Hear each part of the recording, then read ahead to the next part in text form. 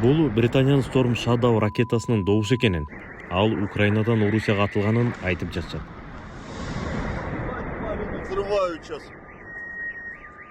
Азырынча расмий ырастоо жок, бирок далилдер ошол нерсени көрсөтүп жатат.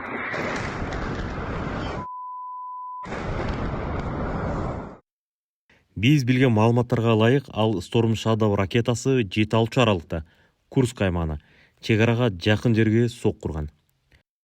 BBC зыян тарткан аймакты көрсөткөн видеону, ошондой эле сыныктардын биринде болгон Storm Shadow деген жазууну да текшере алды.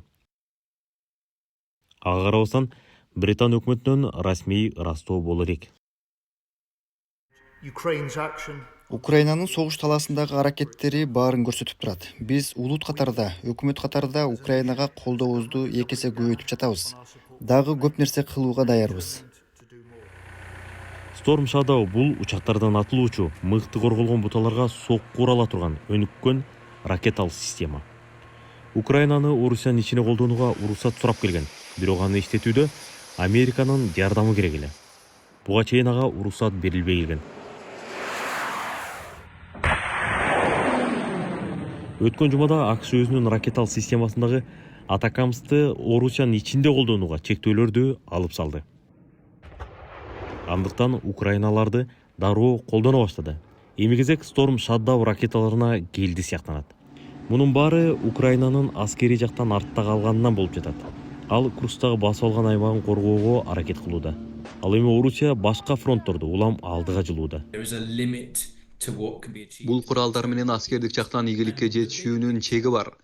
Кененирээк айтканда, Украина дали мобилизация кылып, жаңы аскерлерди тартып, аларды машыктыруубуз керек. Анткени чыгыш фронтунда Украина дали кыйналып жатат. Орус күчтөрү болсо акырындап алдыга жылууда.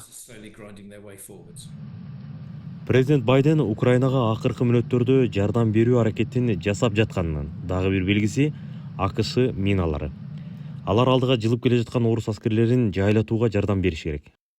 Алар белгилүү бир убакыттан кийин иштен чыгып кала тургандай болуп жасалганы менен, миналар жай тургундар үчүн кооптуу бойдон калат деп сынчылар кабатыр болууда.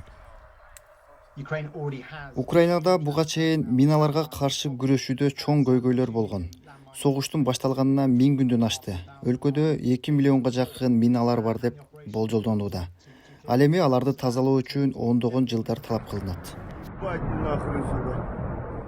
Storm Shadow ракеталарынын жайгаштырылышы Британия менен АКШнын кыйын учурда Украинаны колдоо аракетинин акыркы белгиси көрүнөт.